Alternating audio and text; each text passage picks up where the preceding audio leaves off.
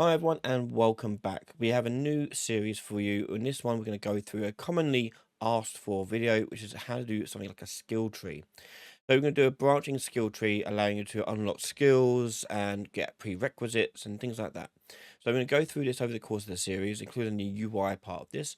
But in this first episode, we're going to take a look at the data assets involved in the skill system and start explaining how this is all going to work. So let's jump in and take a look at where we begin. Okay, so we've got the first person template load up here, and I've brought in so far just some icons to use for the various skills I'm going to have. But in our skill tree, we're going to create a new data asset for our skill. Okay, so I'm going to go into the blueprint class and you're going to search for the primary data asset. And this is used just so we can have information about the individual skills. Okay, so DA skill. And in here are going to be a few things. We're going to have the name of the skill, which would be a text value. And we're going to want a description, which should also be a text. We're going to have an icon associated to it. That one's going to be a texture 2D because we're referring to a texture in our browser. And finally, the main crux of how it works with the rest of the game is we need to store how many values it has. Okay. And the values are going to be stored as a map. And the map is consisting of an integer mapped against a float.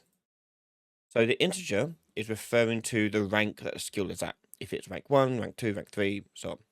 The float, however, is the value associated to it. So let's say a particular skill gives you, if you get skill 1, gives you a 5% increase.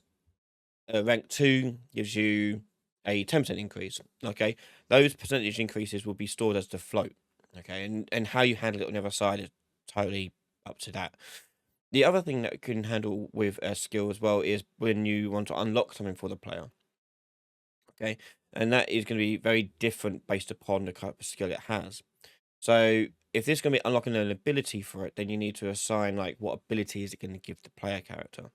So let's go ahead and add an ability to this, but not all of them will have ability. And in this case, we haven't got the ability class in here. So I'm just going to put in an actor class reference. And that's not going to be a map, it's going to be a single object. Okay, hit compile and save that. So let's set up our first skill. We're going to go and we're going to create a miscellaneous data asset. I'm going to choose DA skill. And we'll put in the first skill as sword specialization. Okay. And the name of this one we'll call sword specialist. And we'll go specialize in your sword combat and gain an increase of damage dealt. And the icon here, we're going to find an icon in the various ones I've got here. Let's just find one that's, there you go, that'll do. And we're going to values here. And the first value could be rank 1 value of, let's say, 5%. Actually, let's go do 2%. Rank 2 would do 4%. And then rank 3 would do 6%. Okay, but no new ability. Okay, so it's going to be using you're just saying, hey, all your skill, all your damage is going to be done by this. Save that and close that. Okay, next up, we need to create another one, just so we can show the ability stuff on this. So let's create another one.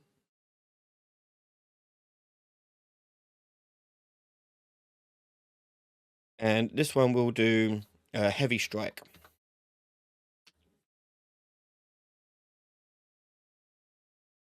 Heavy strike.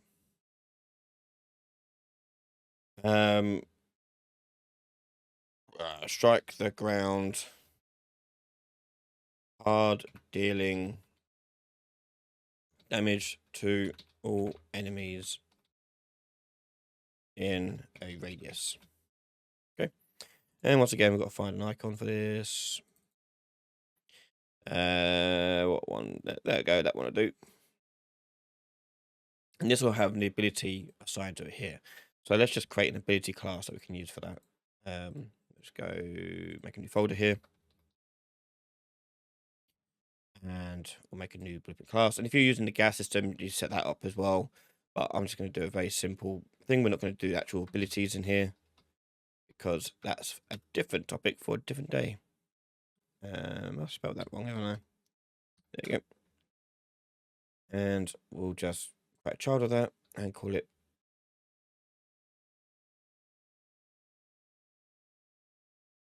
okay.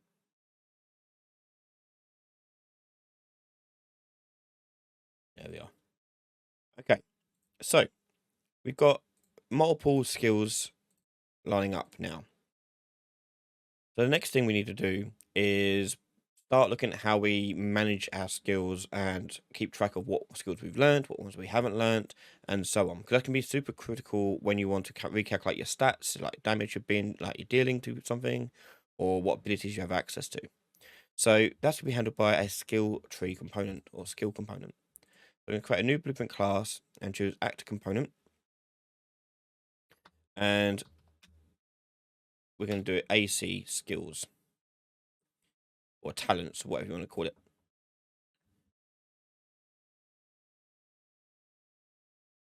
And in your skills component, we're going to have a few things in here. So the variables we're going to have are going to be skill points available. And that's going to be an integer. Now, whenever we are making individual variables, we want to ideally set up the functions that are going to handle those variables too. So we've got this integer here for skill points available. So let's make functions to manage it. So in here, we're going to do award skill point. And that's going to be quite simple. That's just going to go there, add 1, and then like that. Okay. And this skill point, if you want, actually, you could probably put that as an input there. Skill points. There you go. We'll just set a default of that to be 1.